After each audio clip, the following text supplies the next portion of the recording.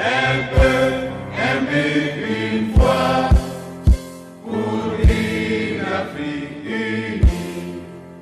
Si l'ennemi découvre son front, au-delà ou au-dehors, des mots sur les remparts, nous sommes résolus de mourir. J'ai entendu avec émotion, avec gravité, les paroles de l'hymne national du Mali, qui nous rappellent que dans ce pays digne de Modibo Keïta, l'un de mes nombreux modèles, il est dit, il est stipulé que nous sommes résolus à mourir pour l'Afrique.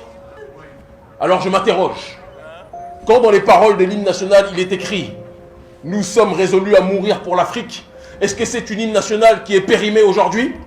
Est-ce que c'est une hymne nationale qui n'a plus de validité aujourd'hui?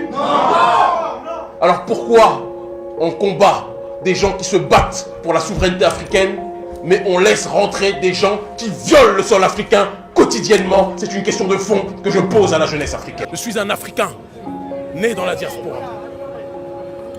Et comme tout être humain doté de raison, lorsque je vois l'injustice, il est du devoir de ceux qui résistent de s'organiser pour lutter et faire déguerpir cette injustice-là.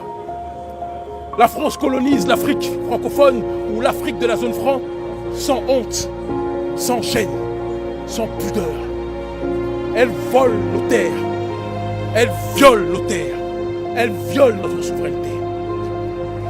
Elle nous pille. La monnaie éco, je n'ai pas de problème avec la monnaie éco. Les médias se sont trompés. Mon problème est que certaines personnes veulent adosser à la monnaie éco la réalité structurelle du franc CFA.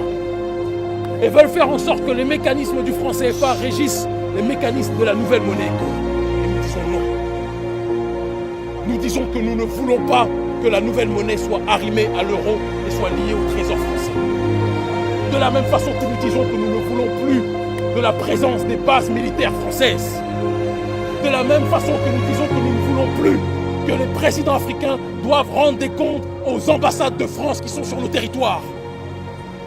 Les seuls comptes que le président doit rendre, c'est au peuple et au peuple uniquement. En l'honneur de Winnie Mandela, en l'honneur de Modibo Keïta, en l'honneur du roi Béhanzin, en l'honneur de Thomas Isidore Sankara, en l'honneur de Myriam Makeba, en l'honneur de la reine Zinga, en l'honneur de Patrice Emery Lumumba, en l'honneur de ceux qui se sont sacrifiés pour que le peuple puisse être libéré.